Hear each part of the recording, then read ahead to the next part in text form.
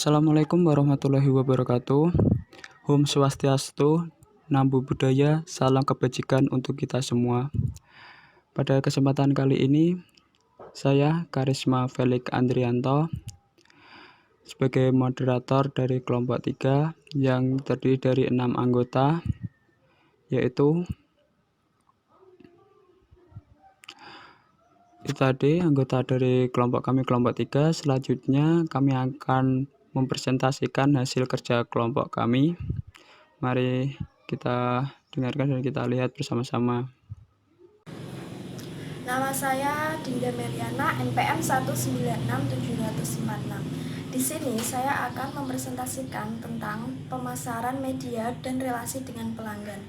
Yang kita bahas ada 3 hal. Yang pertama, pemasaran media sosial. Yang kedua, strategi pemasaran media online. Yang ketiga, relasi dengan pelanggan. Selanjutnya, di sini ada apa yang dimaksud dengan pemasaran melalui media sosial. Pemasaran melalui media sosial adalah sebuah pemasaran yang dilakukan oleh pihak ketiga, yaitu website berbasis media sosial. Selanjutnya, sosial media marketing. Ada banyak media sosial yang digunakan untuk promosi barang maupun jasa. Media sosial yang sering digunakan yaitu WA, Facebook, IG, Twitter, dan masih banyak yang lainnya. Perusahaan menggunakan melalui media sosial ini untuk promosi tepat sasaran. Karena pada zaman sekarang, orang lebih memilih membeli barang melalui media online karena lebih mudah dan lebih efisien. Baik, selanjutnya yaitu komponen dalam pemasaran melalui media sosial. Komponen terdiri yaitu yang pertama, fokus pada pemasaran. Dalam hal ini, dalam proses pemasaran kita harus fokus apa yang kita jual. Yang kedua yaitu menggunakan platform atau media sosial. Dalam hal ini, dalam pemasaran kita menggunakan tidak hanya menggunakan satu media sosial, kita bisa menggunakan banyak media sosial seperti Instagram, Facebook, WA, Telegram, dan lain sebagainya. Yang ketiga yaitu menggunakan selebgram atau influencer. Dalam hal ini, dalam proses pemasaran, selebgram atau influencer sangatlah penting dalam proses pemasaran. Dengan hal tersebut, kita dengan mudah memasarkan produk kita ke media sosial. Yang keempat yaitu aktif dalam berinteraksi. Dalam hal ini, kita dalam pemasaran harus sering berinteraksi atau sering melakukan interaksi kepada pelanggan atau konsumen. Yang selanjutnya itu bersabar. Dari semua tersebut, tentunya tidaklah mudah dalam mencapainya, harus dengan bersabar atau dengan keinginan teguh atau dengan kesabaran yang tinggi. Sekian. Assalamualaikum warahmatullahi wabarakatuh. Saya Mustakbirin, NPM 19670102. Di sini saya akan menjelaskan tentang strategi pemasaran melalui media sosial. 1. Menentukan target dan jenis media sosial yang digunakan. Setiap wirausahawan pasti memiliki target yang harus dipasarkan agar tidak merugi. Dan media sosial yang digunakan yaitu bisa Instagram, bisa Twitter, Facebook, dan WhatsApp. 2. Yaitu membuat konten yang seru dan kreatif. Dalam pemasaran di media sosial, kita harus membuat konten di media sosial kita yaitu yang semenarik dan kreatif mungkin agar para konsumen dapat tertarik pada barang yang kita pasarkan. Yang ketiga yaitu kita harus bisa menjalin komunikasi yang efektif. Assalamualaikum warahmatullahi wabarakatuh.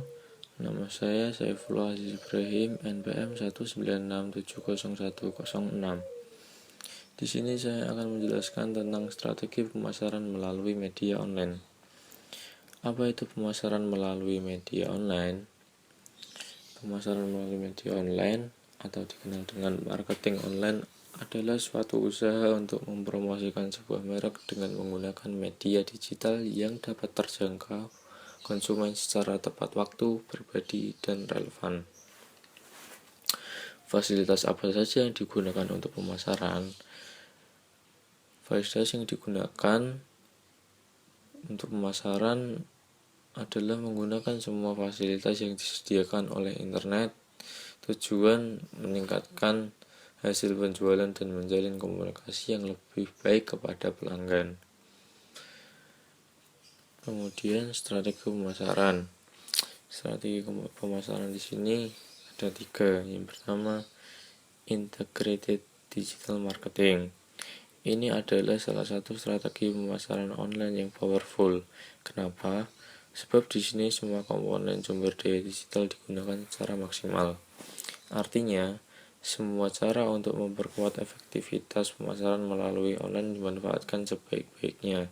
Seperti contoh, membuat blog atau website, melakukan kampanye brand atau iklan, menggunakan media sosial, dan yang lainnya untuk menjangkau lebih banyak konsumen.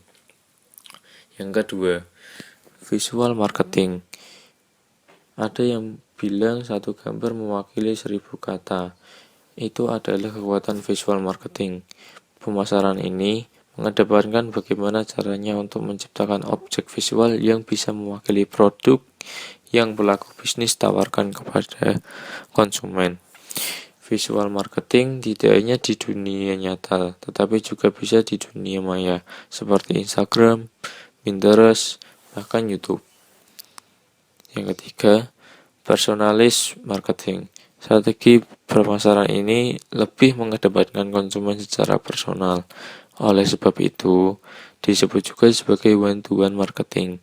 Strategi marketing ini menganggap bahwa setiap konsumen itu unik.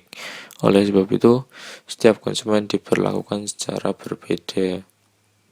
Ini bagian kegiatan pemasaran mencakup seperti memasang iklan, pemasaran secara langsung, hubungan dengan masyarakat. Terima kasih. Perkenalkan, nama saya Firman Ali Ramdhani, kelas 2B Informatika, NPM 19670066. Di sini saya akan menyampaikan materi tentang strategi cara individu maupun perusahaan memiliki situs web atau blog. Dengan mempunyai situs web atau blog, kita akan mudah untuk memasarkan produk kita dan juga dapat menghemat biaya. Yang kedua adalah bergabung dengan jaringan sosial. Maksud dari bergabung dengan jaringan sosial adalah bergabung dengan grup atau dengan grup di sosmed. Itu akan memudahkan kita untuk mencari informasi dan dapat melakukan kerjasama dengan seseorang. Yang ketiga adalah online advertising. Metode online advertising adalah metode perikanan dengan menggunakan internet atau World Wide Web dengan bertujuan menyimpan pemasaran atau promosi untuk menarik pelanggan. Meskipun kata itu sendiri menggambarkan hanya satu agenda, iklan online biasanya dibagi menjadi beberapa bagian atau teknik. Alasan mengapa pengusaha membidik pasar internet. Para penonton televisi berpindah ke internet. Itu dikarenakan acara televisi zaman sekarang kurang menarik dan kurang mendidik, sehingga para penonton pindah ke internet. Contoh, misal seseorang ingin mencari berita tentang bisnis di televisi, dan yang ada di televisi hanya berita tentang virus corona. Internet bisa menjangkau jutaan orang, seperti contohnya sosmed. Karena kita bisa memasarkan produk kita di sosmed kita, dan itu dapat dilihat oleh jutaan orang, dan itu pun gratis. Konsumen bisa menjangkau dari luar daerah. Konsumen dapat mengonsumsi atau menggunakan barang dari luar daerah dengan cara membeli online. Biaya lebih murah. Maksud dari biaya lebih murah adalah kita dapat memasarkan produk kita di sosmed kita sendiri, dan itu pun gratis. Sedangkan di televisi kita harus membayar karena hak siar, dan itu pun harganya cukup mahal. Assalamualaikum warahmatullahi wabarakatuh. Saya Sarul Wahib dari MPM 19670-105. Di sini saya akan menjelaskan tentang relasi dengan pelanggan. Menjalankan sebuah bisnis memang banyak hal yang harus diperhatikan. Salah satunya yaitu membangun relasi atau hubungan baik dengan pembeli.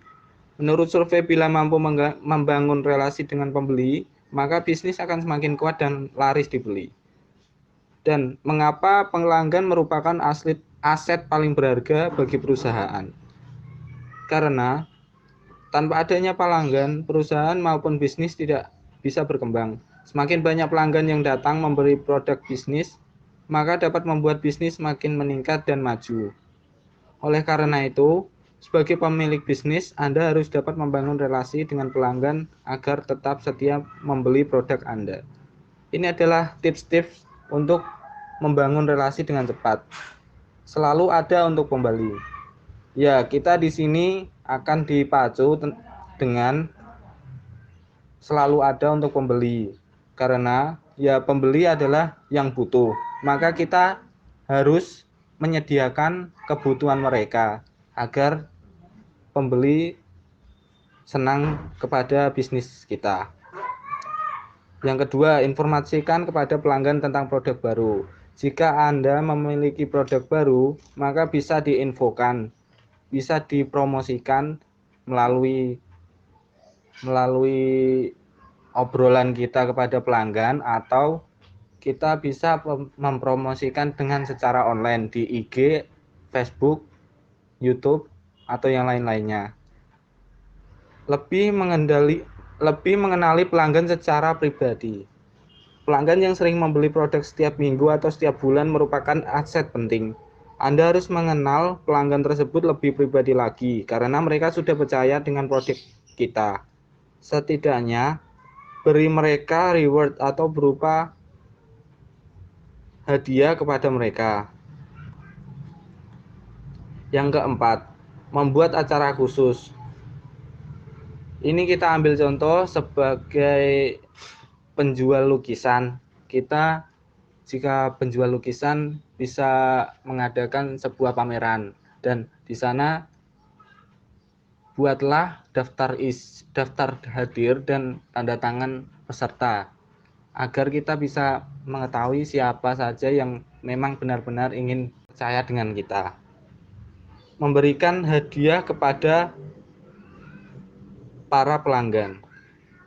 Ya, hubungan relasi dengan pelanggan dapat meningkat pesat bila Anda sering memberikan reward atau berupa hadiah. Tidak perlu berikan hadiah yang mahal.